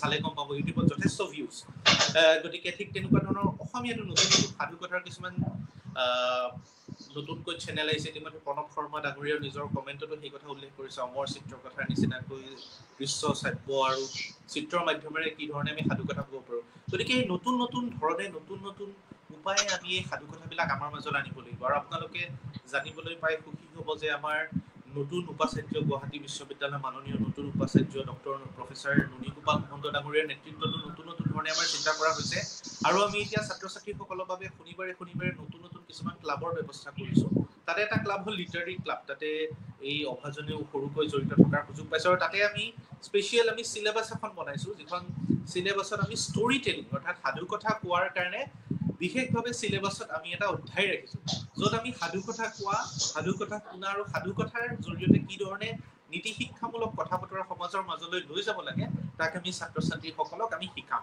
গতিকে পৰিৱৰ্তনশীল সমাজৰ লগে লগে এই পৰিৱৰ্তনবিলাকৰ মাজে মাজে আমি নতুন ধৰণে আমি সাধুকথাক সৰু সৰু ল'ৰা ছোৱালীৰ মাজেৰে বা চেমনীয়াসকলৰ মাজলৈ আমি লৈ যাব লাগিব আজিকালি যৌথ পৰিয়ালৰ সময় নাই মাক দেউতাক ব্যস্ত কিন্তু সেই ব্যস্ততাৰ মাজত ইতিমধ্যে বিনীতা বাইদেৱে বৰ ধুনীয়াকৈ কৈ গৈছে ব্যস্ততাৰ মাজতো অকণমান সময় যদি নিজৰ সন্তানৰ বাবে তেওঁলোকে ওলায় আৰু সন্তানক আচলতে এই সমাজখনত যান্ত্ৰিকতা বহুত বেছি হৈ গৈছে মই ভাবোঁ অতীতত সাধুকথাৰ যিমান প্ৰয়োজনীয়তা আছিল আজিৰ এই যান্ত্ৰিকতাৰে পূৰ্ণ আধুনিক সমাজত য'ত কমপ্লেক্সিটি ইজ এভৰিৱেৰ য'ত জটিলতা সৰ্বজনবিদিত আৰু সকলোতে বিদ্যমান গতিকে সেই জটিলতা ভৰা সমাজত আচলতে নীতি শিক্ষাৰ প্ৰয়োজন আটাইতকৈ বেছি আগতে যিমান নীতি শিক্ষাৰ প্ৰয়োজন আছিল আজি তাতকৈ বেছি প্ৰয়োজন গতিকে মই ভাবোঁ আজিৰ দিনত সাধুকথাবিলাক বেছি প্ৰাসংগিক কিন্তু তাক আমি নতুন ধৰণে উপস্থাপন কৰিব লাগিব আজিৰ দিনত আমি ধৰক আমি চিলনীৰ জীয়েকৰ সাধুৰ কথাটো কৈছোঁ আমি চিলনীৰ জীয়েকক চিলনী এগৰাকী মাতৃ কেনেকৈ হ'ব এইটো যে এটা মেটাফৰিকেলি সেইটো উপস্থাপন কৰা এক চিম্বলিকভাৱে উপস্থাপন কৰা এটা বস্তুহে আছিল আজিৰ দিনৰ ল'ৰা ছোৱালীক যাতে আমি সেইটো শুদ্ধভাৱে আমি বুজাব পাৰোঁ গতিকে এই ধৰণে আজিৰ যুগৰ ল'ৰা ছোৱালীয়ে খাপ খাব পৰাকৈ বুজিব পৰাকৈ অনুধাৱন কৰিব পৰাকৈ আৰু এক্সপিৰিয়েঞ্চ কৰিব পৰাকৈ যাতে সাধুটো কৈ থাকিলে তেওঁলোকে চকু দুটা মজি তাক যাতে এক্সপিৰিয়েঞ্চ কৰিব পাৰে তাক যাতে অনুধাৱন কৰিব পাৰে এই সাধুকথাটোৰ লগে লগে নিজকে যাতে ধুৱাব পাৰে সাধুকথাৰ প্ৰত্যেকটো চৰিত্ৰৰ লগত নিজকে যাতে খাপ খুৱাব পাৰে সেই ধৰণে যদি আমি সাধুকথাবিলাককে অকণমান যদি টুইষ্ট এণ্ড টাৰ্ণ কৰি পেলাই আমি যদি ল'ৰা ছোৱালীৰ কাৰণে প্ৰেজেণ্ট কৰোঁ ধুনীয়াকৈ চিত্ৰকথাৰ মাধ্যমেৰে নতুন নতুন ধৰণে তেতিয়া মই ভাবোঁ আজিৰ জটিলতাপূৰ্ণ সমাজত তাৰ প্ৰাসংগিকতা আটাইতকৈ বেছি গতিকে এই ধৰণে যদি আমি সাধুবিলাক উপস্থাপন কৰোঁ নিশ্চয়কৈ সাধুকথাৰ প্ৰাসংগিকতা আমি আজিৰ দিনৰ ল'ৰা ছোৱালীক আজিৰ যুৱ প্ৰজন্মক আকৌ এবাৰ নতুনকৈ চিন্তা কৰিবলৈ আমি বাধ্য কৰাব পাৰোঁ হয় বৰ ধুনীয়াকৈ ক'লে আপুনি বৰ্ণনা কৰিলে ধন্যবাদ ঋত্বিক ৰূপম শৰ্মা ডাঙৰীয়া ভাল লাগিলে এতিয়া আমি আকৌ এটা কমেণ্ট পঢ়ি দিব খুজিছোঁ সঞ্জীৱ যদি দেখুৱাই দিয়ে প্ৰণৱ শৰ্মা দাদাই আকৌ এটা কমেণ্ট দিছে সেইটো পঢ়ি দিব খুজিছোঁ প্ৰণৱ শৰ্মা দাদাই লিখিছে পিতৃ মাতৃ দুয়ো যেতিয়া কৰ্মৰত তেওঁলোকতো গৰমৰ বন্ধ নাপায় অভিভাৱকৰ কৰ্মশালা যদি অনলাইন নহয় তেনে কৰ্মশালাত যোগদান দিবলৈ তেওঁলোকে ছুটি ক'ত পাব কিছু ক্ষেত্ৰত দেখিছোঁ সন্তান জন্মৰ পাছত এজনে কৰ্মৰ পৰা বিৰতি লৈছে সন্তান ডাঙৰ দীঘল কৰিবলৈ বেছিভাগৰ ক্ষেত্ৰতে মাতৃগৰাকীয়ে এনে ক্ষেত্ৰত হালৈদেৱে কোৱাৰ দৰে ডিজিটেলাইজেশ্যনেই হয়তো উত্তম উপায় হ'ব ধন্যবাদ প্ৰণৱ দা এইটো আপুনি সুন্দৰ কথা কৈছে এতিয়া আৰু এটা কমেণ্ট আছে, এইটো পটুল চন্দ্ৰ ডেকাই লিখিছে, সাধুসমূহত অন্ধবিশ্বাস আৰু কুসংস্কাৰৰ প্ৰভাৱ থাকিব নালাগে। সেইটো এটা অতি গুৰুত্বপূৰ্ণ কথা যে অন্ধবিশ্বাস থাকিব নালাগে। ধন্যবাদ পটুল চন্দ্ৰ ডেকা ডাঙৰীয়া। এতিয়া মই নিপনক সুধিব খুজিছোঁ, উদাহৰণস্বৰূপে আধা ঘণ্টা সময় আমাৰ হাতত আছে।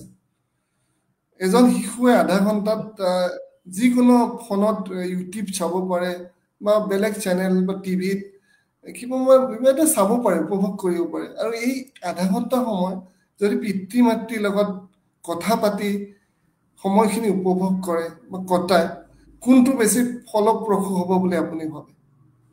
মানে এটা যন্ত্ৰৰ সন্মুখত চোৱা বস্তুটোত বেছি ফলপ্ৰসূ হ'ব নে নিজৰ পিতৃ মাতৃ বা জ্যেষ্ঠজনৰ লগত যিকোনো কথা ভাগ বতৰা কৰাটো বেছি ফলপ্ৰসূ হ'ব বুলি আপুনি ভাবে?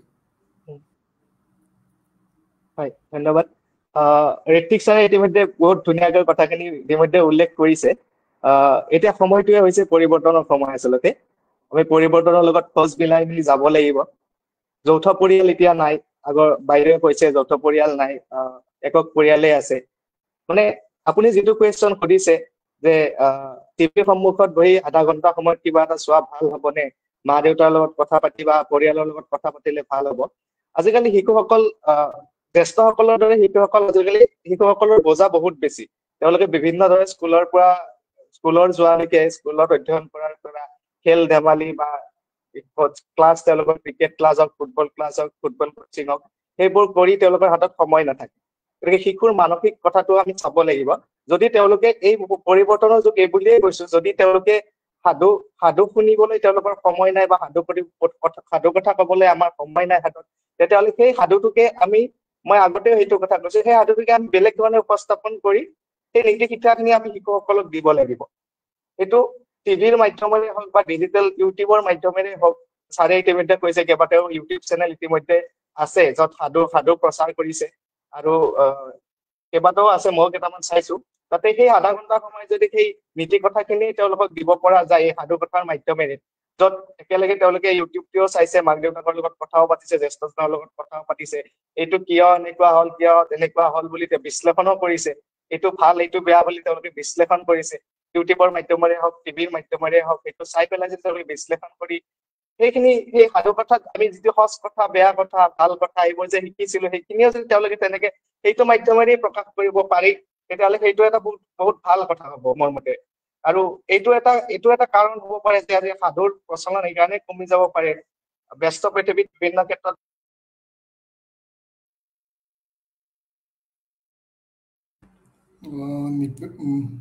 নিপেনৰ মাতটো অহা নাই, হয়তো নেটৱৰ্কটো গুচি গৈছে। হেল্ল', নিপেন শুনিছানে? আমি আপোনাৰ মাতটো শুনা নাই। ঠিক আছে, নিপেনৰ মাতটো অহা নাই। আমি কিছু সময় পিছত আকৌ নিপেনক সুধিম। এতিয়া মানে মই দুটামান কথা ক'ব খুজিছোঁ। আমি মানে গ্ৰন্থ কথাত এই গৰমৰ বন্ধত প্ৰত্যেক দিনে এটাকে সাধু মুকলি কৰি দিম, আপলোড কৰি দিম। আৰু সেই সাধুটোৰ কিছুমান জানিবলগীয়া কথা আমি নেক্সট ডে, মানে পৰৱৰ্তী দিনা আমি কুইজ এটা পাতিম। আৰু সেই কুইজত যিসকলে সম্পূৰ্ণ শুদ্ধ উত্তৰ দিব, সম্পূৰ্ণ বাক্য সম্পূৰ্ণ কৰিব, বানান শুদ্ধ লিখিব, তেওঁকে আমি জয়ী বুলি ঘোষণা কৰিম। আৰু এইটো আমি আজিৰ পৰাই আৰম্ভ কৰিম। আজি আমি সাধু কথা এটা আপলোড কৰিম কিছু সময়ৰ পিছত। শিয়াল আৰু মানে বুঢ়া আৰু শিয়ালৰ, মানে শিয়ালে আহি যে মানে কচুবোৰ সিজাই খাবলৈ কৈছিলে, তেনেকুৱা এটা সাধু আমি আপলোড কৰিম কিছু সময় পিছত। চ' বাইদেউ, এতিয়া মই আপোনাক সুধিব খুজিছো, আপুনি গ্ৰন্থ কথাত যিকেইটা সাধু শুনিছে আপোনাৰ কেনেকুৱা লাগিছে? কিবা পৰামৰ্শ আছে নেকি ঠিক কৰিবলৈ? বা মই আজি এটা শুনিলো, সাধুটোৰ উপস্থাপন সুন্দৰ হৈছে, কিন্তু গোটেই কথাখিনি মই অকমান আপোনালোকৰ প্ৰয়াসটো খুব ভাল প্ৰয়াস হ'ব। এইটো সাধুটো মানে পাণীবদ্ধ কৰি তাক প্ৰচাৰ কৰি তাৰ ওপৰত তাক ভিত্তি কৰি তাৰ কুইজৰ ব্যৱস্থা কৰাটো এটা ভাল প্ৰয়াস হ'ব। কিন্তু মই মানে অকণমান ফালৰি কাটি মূল বিষয়ৰ পৰা নহয়, কিন্তু অকণমান এটা কথা ক'ব খুজিছো ইয়াত, কাৰণ আমি সময়বোৰ পৰিৱৰ্তনশীল, আমি বহুত আগবাঢ়ি আহিছো। আৰু এটা কথা সত্য যে ডিজিটেলাইজেশ্যনৰ বাহিৰে বিকল্প আৰু কোনো ৰাস্তা নাই। গোটেইবোৰ বস্তু ডিজিটেলাইজ কৰিব লাগিব সাধু কথাবিলাক। কিন্তু এতিয়া এজনে এটা কমেণ্ট দিছিল যে অন্ধবিশ্বাস আৰু কুসংস্কাৰৰ পৰা সাধুবিলাক আঁতৰি থাকিব লাগিব। এতিয়া চাওক, আমি যেতিয়া সৰু ল'ৰা ছোৱালী, আজিকালি ল'ৰা ছোৱালীবোৰ বহুত বেছি এক্টিভ, তেওঁলোক বহুত বেছি ক্ষিপ্ৰ। আমি 6 বছৰ বয়সত যিটো কথা চিন্তা কৰিব নোৱাৰিছিলো, আজিকালি তেওঁলোকে 3-4 বছৰতে সেইটো চিন্তা কৰে, তেনেকুৱা কথা।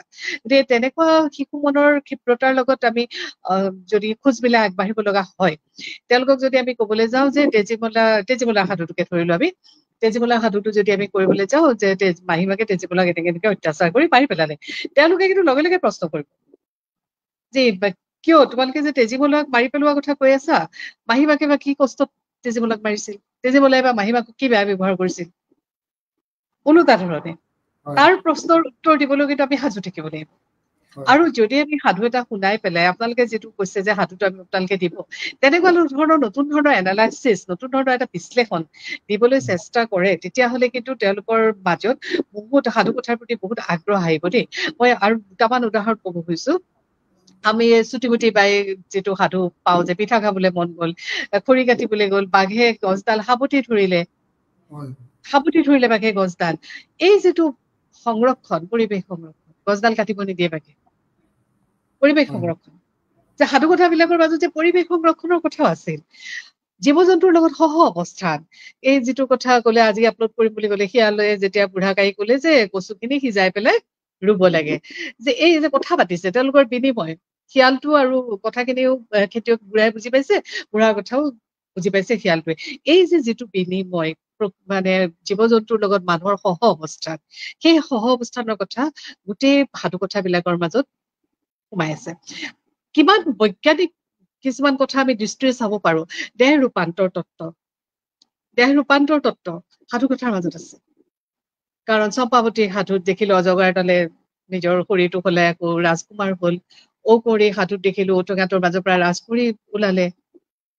এইবিলাক তত্ত্ব তেওঁলোকৰ যিটো জিজ্ঞাসু আৰু অনুসন্ধিৎসু মন, নতুন প্ৰজন্মৰ সাধু কথাটো শুনাই তেওঁলোকক যদি এনেকুৱা ধৰণৰ কথাবিলাক তেওঁলোকৰ মগজত সোমোৱাই দিয়া যায়, তেওঁলোকে নিজে নিজে আকৌ বহুত কথা চিন্তা কৰিবলৈ শিকিব। আৰু তাৰ ফলত কি হব, তাক আধাৰ কৰি তেওঁলোকে আন সৃষ্টিশীল কৰ্মত, সৃষ্টিশীল লেখনি লিখিবলৈ তেওঁলোকে এটা উৎসাহ পাব। যিটো আমি দেখিছো এতিয়া তেজীমলাৰ সাধুটোত, তেজীমলাক বাৰে বাৰে কাটি মাৰি পেলাই, নেমু হৈ গজিলে কাটি পেলালে, জৰা হৈ গজিলে কাটি পেলালে, লাও হৈ গজিলে কাটি পেলালে, পদুম ফুল হল। যে মানুহৰ যে জীৱন স্পৃহা, যিটো মানুহক যে পৰাজিত কৰিব নোৱাৰি, যিটো অল্ড মেন এণ্ড দ্য চিটো হেমিংৱে কৈ থৈ গৈছে, যে মানুহক পৰাজিত কৰিব নোৱাৰি, ধ্বংস কৰিব নোৱাৰি, মানুহক পৰাজিত হব পাৰে কিন্তু ধ্বংস কৰিব নোৱাৰি। আৰু সেইকাৰণে তেজীমলা পিছত পুনৰ তেজীমলা হৈ আকৌ ঘূৰি আহিল, দেউতাকৰ যেতিয়া মৰম পালে, সমাজৰ যেতিয়া বা মানুহৰ যেতিয়া আশ্ৰয় পালে, আকৌ তেজীমলা হৈ ঘূৰি আহিল।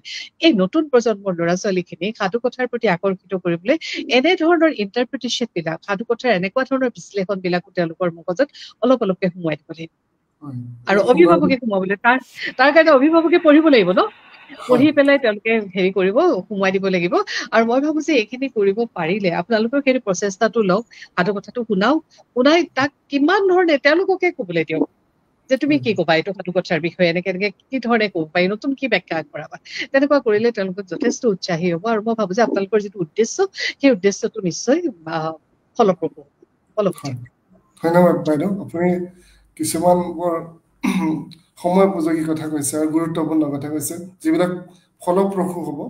চ' আমি বিশ্লেষণ কৰাটো খুবেই দৰকাৰী এটা সাধু কথা, কাৰণ আজিৰ প্ৰজন্ম আৰু আগৰ প্ৰজন্মৰ মাজত বহুত পাৰ্থক্য আছে। আমাৰ সময়ত আমি যিকোনো কথা বিশ্বাস কৰি লৈছিলোঁ, আমি তাক ওলোটাকৈ মানে প্ৰশ্ন সোধা নাছিলোঁ। কিন্তু আজিৰ প্ৰজন্মই মানে প্ৰত্যেকটো কথাতে মানে প্ৰশ্ন সুধিব যে তেজীমলাক যদি মাৰিলে, তেজীমলাই কিয় নামাৰিলে বা কিয় মাৰিব দিয়ে, তেনেকুৱা ধৰণৰ মানে সেইটো মানে যিকোনো প্ৰশ্ন হ'ব পাৰে, সেইবিলাক আমি চাব লাগিব। এতিয়া মই ঋত্বিক ৰূপম শৰ্মাক এই কথাটোৱে সুধিব খুজিছোঁ, আপুনি গ্ৰন্থ কথাৰ পাতত নিশ্চয় সাধু কথা শুনিছে, চ' আপোনাৰ অভিজ্ঞতাটো কেনেকুৱা, আপুনি কি পৰামৰ্শ দিব বা কেনেকুৱা মতামত দিব, কেনেকুৱা লাগিছে? হয়, মই প্ৰথমে গ্ৰন্থ কথাক আকৌ এবাৰ ধন্যবাদ দিছোঁ যে সাধু কথাৰ নিচিনা এটা বিষয়বস্তুক যে আমি পুনৰবাৰ উজ্জীৱিত কৰাৰ এটা প্ৰয়াস হাতত লৈছে আপোনালোকে। আচলতে প্ৰত্যেকটো সাধু কথাই এটা এটা সাংকেতিক বিশ্লেষণ এটা তাৰ মাজত লুকাই থাকে, যাক আমি কওঁ চিম্বলিক ইণ্টাৰপ্ৰিটেশ্যন। যে প্ৰত্যেকটো সাধু কথাৰ মাজতে থকা নীতি কথা, সেই নীতি কথাবিলাকৰ প্ৰাসংগিকতা আজিৰ দিনত কি ধৰণে হ'ব, ইতিমধ্যে আপোনালোকক সেই কথাটো বাইদেৱে ক'লে যে আপোনালোকে যিখিনি সাধু কথা কৈছে সেই সাধু কথাবিলাকক আপোনালোকে নতুন ধৰণে নতুন প্ৰজন্মই কি ধৰণে চাব খোজে সেই ধৰণৰ যদি এটা বিশ্লেষণ আপোনালোকে আগবঢ়ায় তেতিয়াহ'লে খুবেই সুন্দৰ হ'ব। আৰু আজিৰ প্ৰজন্মৰ ল'ৰা ছোৱালী এই যে প্ৰত্যেকে আপোনাৰ হেৰি পথাৰৰ কথা ক'ব পাৰিব, কিন্তু বুঢ়ীয়াৰ সাধুৰ কথা হয়তো যদি প্ৰশ্ন সোধে ক'ব পাৰিলেও অকণমান সময় লাগিব হয়তো তেওঁলোকক, বা হিতুপদেশৰ সাধু, জাতকৰ সাধু, পুৰাণৰ সাধু, এই সাধুবিলাক শুনি শুনি আমি ডাঙৰ হৈছোঁ। এই সাধুবিলাকৰ মাজেৰে প্ৰত্যেকটো চৰিত্ৰ আমাৰ কাৰণে এটি এটি জীৱন্ত চৰিত্ৰ। ডাঙৰ হৈ আচলতে গম পাইছোঁ এই চৰিত্ৰবিলাকে আমাক শিক্ষা দিছিল জীৱনবোধৰ। এই চৰিত্ৰবিলাকে আমাক শিক্ষা দিছিল কি ধৰণে বন্ধুত্বক আজীৱন আমি মনত স্মৰণ কৰি আমি সেই ধৰণে কাম কৰিব লাগে। আমাক এই ধৰণৰ সাধু কথাই আমাক শিকাইছিল কি ধৰণে আমি ভাল কাম কৰিব লাগে আৰু সেই ধৰণে আমি ভাল পুৰস্কাৰ আমি পাওঁ। এই কথাটো মই বাৰে বাৰে এইকাৰণে কৈ আহিছোঁ যে সাধু কথাবিলাকৰ ভিতৰত লুকাই থকা এই গুণাৰ্থবিলাক বুজি আজিৰ সমাজৰ লগত তাক কি ধৰণে গুৰুত্বপূৰ্ণ প্ৰাসংগিক সেই কথাটো জনাটো খুব বেছি প্ৰয়োজনীয়। গতিকে মই গ্ৰন্থ কথাক আহ্বান জনাইছোঁ যে আপোনালোকে যি প্ৰয়াস হাতত লৈছে যে আগৰ দিনৰ কথাবিলাক সাধু কথাবিলাক আকৌ এবাৰ আমি শুনাইছোঁ। কাৰণটো আপোনালোকে বুঢ়া আৰু শিয়ালৰ যিটো সাধু কথাৰ কথা কৈছে, এই বুঢ়া আৰু শিয়ালৰ সাধু কথা আজিৰ প্ৰজন্মৰ ছাত্ৰ ছাত্ৰী বা চেমনীয়াসকলে বা শিশুসকলে বা আমাৰ বয়সৰে বহুতেই কিমান দূৰ শুনিছে ই কিন্তু এটা ডাঙৰ প্ৰশ্নবোধক। গতিকে এই ধৰণৰ আপোনালোকে গ্ৰন্থ কথা প্লেটফৰ্মৰ মাধ্যমেৰে এইবিলাক সাধু যে আকৌ এবাৰ লৈ আহিছে, তাকো অনলাইন মাধ্যমত, যিটো মাধ্যমত সদায় থাকি যাব। আজিৰ পৰা 20-25 বছৰৰ পিছত আমাৰ যেতিয়া পৰৱৰ্তী প্ৰজন্ম আহিব আমিও যাতে তেওঁলোকক শুনাব পাৰোঁ যে চাওক গ্ৰন্থ কথাই এই ধৰণৰ সাধু কথা এটা কৈছিলে যে মোৰ সাধু কথা কোনোবাই কৈছে মোৰ এটা ষ্টৰি কোৱাচোন, মোৰ টোপনি অহা নাই, বোলে মোৰ অকণমান কাম আছে, তেতিয়াহ'লে তুমি নিজে শুই থাকা, মই তোমাক ইউটিউব লগাই দিছোঁ। সেই ইউটিউবত মই কি লগাই দিম সেই কথাটো খুব গুৰুত্বপূৰ্ণ। এতিয়া মই ইউটিউবত কি লগাই দিম, এই যে আমাৰ হাতত হাজাৰবিলাক অপশ্যন আছে, মই এখন চিনেমা লগাম, মই এটা কাৰ্টুন লগাম, মই এখন যিকোনো ধৰণৰ চিনেমা লগাম, নে মই গ্ৰন্থ কথাৰ নিচিনা প্লেটফৰ্মে দাঙি দিয়া সাধু কথাৰ বিভিন্ন দিশ থকা এটা সাধু কথা শুনাম, সেইটো মোৰ ওপৰত। গতিকে নিপন হালৰ নিচিনা নতুন নতুন গৱেষকে যেতিয়া ডিজিটেলাইজেশ্যনৰ কথা কয়, বিনীতা বৰা বাইদেউহঁতৰ নিচিনা যেতিয়া আমাৰ একাডেমিচিয়ানসকলে নতুন নতুন ধৰণে সাধু কথা বিশ্লেষণৰ কথা কয়, মধুসূদন দাস ডাঙৰীয়াৰ নিচিনা বৰেণ্য ব্যক্তিসকলে যেতিয়া সমাজত সাধু কথাৰ মাধ্যমেৰে বিভিন্ন ভাল কথা বিৰিঙাবলৈ সক্ষম হয়, গ্ৰন্থ কথাৰ নিচিনা প্লেটফৰ্মে য'ত সাধু কথাক আকৌ পুৰণি সাধু কিতাপবিলাক নতুনকৈ নতুন প্ৰজন্মৰ মাজলৈ লৈ যাবলৈ সক্ষম হৈছে। গতিকে আজিৰ দিনৰ সাধু কথাৰ প্ৰাসংগিকতা কিমান এই কথা মই ঋত্বিক ৰূপম শৰ্মাই হয়তো অকলে কোৱাৰ কোনো কথা নাই। গতিকে এইসকল কথাই আচলতে আমাক সূচাইছে যে সাধু কথা কিমান দূৰ প্ৰাসংগিক আৰু ভৱিষ্যতলৈ কি ধৰণে প্ৰাসংগিক হৈ থাকিব আৰু আমি তাৰ প্ৰাসংগিকতা কিদৰে সদায় স্বীকাৰ কৰি গৈ থাকিম। বৰ সুন্দৰ মন্তব্য আগবঢ়ালে আপুনি, তাৰ বাবে আপোনাক অশেষ ধন্যবাদ। এতিয়া মই এটা দুখৰ বতৰা দিব খুজিছোঁ। মানে মোৰ আজি এটা বাতৰি পাই খুব বেয়া লাগিছে। গ্ৰন্থ সুবাসত দেখিলোঁ আমাৰ অসমীয়া শিশু সাহিত্যত ৰসৰাজ লক্ষ্মীনাথ বেজবৰুৱাৰ বুঢ়ী আইৰ সাধুৰ পৰা ভৱেন্দ্ৰনাথ শইকীয়াৰ শিশু সাহিত্যসমূহ কিমান জনপ্ৰিয় সেয়া আমি সকলোৱে জানো। কিন্তু মানে আজি ঘোষণা কৰিছে ৰংমন বুলি যিখন শিশু আলোচনী, সেইখন গ্ৰাহকৰ বা পঢ়ুৱৈৰ অভাৱত তেখেতসকলে বন্ধ কৰিব ওলাইছে। অহা মাহৰ পৰা ৰংমন প্ৰকাশিত নহয়। চ' এইটো আমাৰ অসমীয়া শিশু সাহিত্যৰ বাবে সঁচা এটা দুখৰ বতৰা। চ' মই প্ৰতিজন দৰ্শককে অনুৰোধ কৰিম যে আপোনালোকে নিজৰ কাৰণে হ'লেও নহ'লেও নিজৰ ল'ৰা ছোৱালীৰ কাৰণে অন্তত মাহত এখন শিশু আলোচনী ক্ৰয় কৰক, যাতে এই আলোচনীবোৰ, কাৰণ এতিয়া বিনীতা বাইদেউ কোৱাৰ নিচিনা আমি যিটো এনালাইচিছ বিশ্লেষণ, নতুন নতুন সাধু, নতুন আজিৰ শিশু সাহিত্যিকসকলৰ যি চিন্তা চৰ্চা, এই সকলোবোৰ প্ৰতিফলিত হয়। যদি আমি সেইখন বন্ধ হৈ যায় পঢ়ুৱৈৰ অভাৱত, তেতিয়া সেইটো অত্যন্ত দুখৰ বিষয়। চ' এই প্ৰশ্নটোকে মই নিপেন হালৈক সুধিব খুজিছোঁ, আপুনি এই কথাটো কি ধৰণে মানে বিশ্লেষণ আগবঢ়াব খুজিব? এখন শিশু আলোচনী যদি বন্ধ হয় আমাৰ পঢ়ুৱৈৰ অভাৱত মানে অভিভাৱকে কিনি নিদিয়ে মানে অলপমান টকা খৰচ কৰিবলৈ কিতাপ কিনিবলৈ অনীহা প্ৰকাশ কৰে আপুনি কেনেকৈ এইটো বস্তু মানে চাব বিচাৰে হয় এইটো এইটো এইটো এইটো সঁচাকৈয়ে এটা দুখৰ কথা অসমত প্ৰচলিত হৈ থকা এখন শিশু আলোচনী আজি বন্ধ হৈ যাবলৈ ওলাইছে একমাত্ৰ গ্ৰাহকৰ অভাৱত আগৰ আমি যেতিয়া সৰু আছিলো আমি মৌচাক বা তেনেকুৱা পাতত জেচন বা তেনেকুৱা কাহিনীবোৰ পঢ়ি আমি পঢ়িছিলো আৰু পঢ়ি নিজে বিশ্লেষণ কৰি এইবোৰ শুনি আহিছিলো আমি কিন্তু এতিয়া ৰংমনখন বন্ধ হৈ যাব বুলি কোৱা কাৰণে আমি খুব দুখ পাইছো আমি অনুৰোধ কৰিছো প্ৰতিজন আমাৰ দৰ্শকক অভিভাৱকক যাতে এই শিশু গ্ৰন্থসমূহ শিশু আলোচনীসমূহ বন্ধ হৈ যাবলৈ নিদিয়ে তাত থকা প্ৰতিটো গল্প প্ৰতিটো সাধু তেওঁলোকৰ সন্তানক পঢ়াবলৈ বা পঢ়িবলৈ অনুপ্ৰাণিত কৰে আমি তেওঁলোকক অনুৰোধ জনাইছো আজি আমি যিদৰে ডিজিটেল প্লেটফৰ্মত আলোচনা কৰিছো সাধু কথাৰ প্ৰাসংগিকতাৰ কথা সেই একেখিনি বস্তুৱে এখন শিশু আলোচনীত সেইখিনি সদায় প্ৰচলিত হৈ আছে একেখিনি মানুহে আজি আলোচনা কৰাৰ ধৰণে সেই কথাখিনিয়ে নিশ্চয় শিশু আলোচনীখনত তেওঁলোকে লিখিবলৈ চেষ্টা লিখিছে গতিকে সেই গ্ৰন্থ পঢ়াৰ বা শিশু আলোচনী এখন পঢ়াৰ যি অভ্যাস সকলোৰে প্ৰচেষ্টাৰ শেষত মানে সেই পঢ়াৰ অভ্যাসটো যাতে শিশুসকলক গঢ় লৈ উঠাই বা সেইখিনিত যাতে অভিভাৱকখিনিয়ে যাতে আগভাগ লয় তাৰ বাবে মই অনুৰোধ জনাইছো লগতে আজিৰ যি গ্ৰন্থ কথাই যি ধৰণৰ প্ৰচেষ্টা হাতত লৈছে অসমীয়া সাধু কথাৰ পুনৰ প্ৰচলন বা মানে যি আমি শংকা প্ৰকাশ কৰিছো নোহোৱা হৈ যাব বুলি শংকা প্ৰকাশ কৰাৰ পিছত তেখেতসকলে যি আপোনালোকে গ্ৰন্থ কথাৰ যি এক পদক্ষেপ গ্ৰহণ কৰিছে সেয়া সঁচাকৈ প্ৰশংসনীয় আচলতে এই ধৰণে আৰু মই এটা কথা ক'ব বিচাৰিছো আগতে স্কুলত সাধু কোৱা প্ৰতিযোগিতা চলিছিল আজিকালি সিমান সেই বস্তুটো নাই আৰু মই এই গ্ৰন্থ কথাৰ জৰিয়তে মানে এটা কথাই কৰিব আজি আমি যি ধৰণে আলোচনা কৰিছো সেই বিষয়টো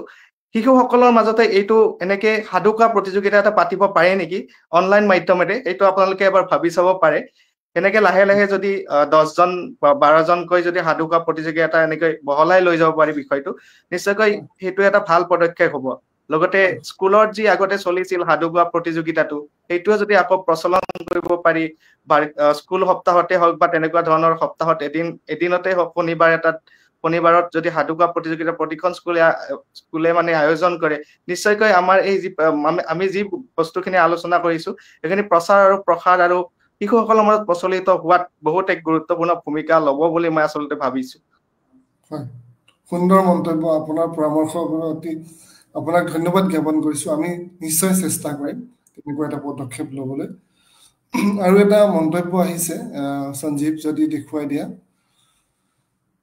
ফাৰ্নাজ আৰিন আলমে লিখিছে শিশুবোৰৰ বাবে সাধু কথাৰ এক বিশেষ গুৰুত্ব আছে সাধু কথাৰ কল্পনা শক্তি ভাষা বিকাশ অনুভৱৰ বুজ আৰু সাংস্কৃতিক জ্ঞান বৃদ্ধিত সহায় কৰে বিশেষকৈ অসমীয়া কাহিনীবোৰে শিশুবোৰক নিজৰ মূল আৰু পৰম্পৰাৰ সৈতে সংযোগ স্থাপন কৰাত সহায় কৰে এই সন্মিলনত এই বিষয়ে আৰু বেছি জানিব পাৰি ভাল লাগিল ধন্যবাদ ফাৰ্নাজ আলম অশেষ ধন্যবাদ থাকিল আপোনাৰ এই মন্তব্যৰ বাবে মই আজি আমাৰ সময় শেষ হৈ আহিছে এতিয়া মই অনুষ্ঠানটো সামৰিব লাগিব তাৰ আগতে মই এটা সৰু উদাহৰণ দিব খুজিছো মোৰ বন্ধু এজনে সদায় কিতাপত পঢ়ে মথুৰা বৃন্দাবনৰ বিষয়ে স্কুলত ছাৰে বুজায় মনত এখন ইমান সুন্দৰ মথুৰা বৃন্দাবন কল্পনা কৰি ল'লে কিন্তু যেতিয়া সঁচাকে মথুৰা বৃন্দাবনত গৈ ভৰি দিলে তেতিয়া তেওঁ নিজকে প্ৰশ্ন কৰিছে যে মোৰ কল্পনাৰ মথুৰা বৃন্দাবনখন বহুত ওপৰত তেওঁ মানে মোক সুধিছে যে মইতো যিখন ভাবিছো যেনেকৈ কল্পনা কৰিছিলো সেইখনটো নহয় মই বিশ্বাস হোৱা নাই ভগৱানৰ জন্ম ইয়াতে হৈছিল নেকি মানে সাধু কথাই আমাৰ কল্পনা শক্তিক কিমান ওপৰলৈ লৈ যায় আমাক এখন কিমান সুন্দৰ নিজৰ মাজত এখন পৃথিৱী গঢ়ি লোৱাত সহায় কৰে সেয়া আমি মানিব লাগিব আজি এইখিনি আজি আলোচনাত অংশগ্ৰহণ কৰাৰ বাবে বহুমূলীয়া উপদেশ দিয়া পৰামৰ্শ দিয়াৰ বাবে সকলোকে মই ধন্যবাদ জ্ঞাপন কৰিছো ডক্টৰ বিনীতা বৰা দেৱচৌধুৰী বাইদেউ আপোনাক অশেষ ধন্যবাদ আমাৰ মাজত আহি আলোচনা কৰাৰ বাবে ঋত্বিক ৰূপম শৰ্মা ডাঙৰীয়া আপোনালৈও অশেষ ধন্যবাদ থাকিল ৰূপম হালৈ ডাঙৰীয়া আপোনাকো বহুত বহুত ধন্যবাদ আৰু এতিয়া আমাৰ সংযোগ স্থাপন হোৱা নাই মধুসূদন দাস ডাঙৰীয়ালৈ অশেষ ধন্যবাদ জ্ঞাপন কৰি আজিৰ অনুষ্ঠান ইমানতে সমাপ্ত কৰিব বিচাৰিছোঁ ধন্যবাদ আৰু অশোকনাথ ডাঙৰীয়ালৈও বহুত ধন্যবাদ আপুনি বৰ সুন্দৰকৈ অনুষ্ঠানটো পৰিচালনা কৰি আমাৰ যোগসূত্ৰ স্থাপন কৰাত সহায় হ'ল আপোনালোকলৈ অশেষ ধন্যবাদ আপোনালৈ ধন্যবাদ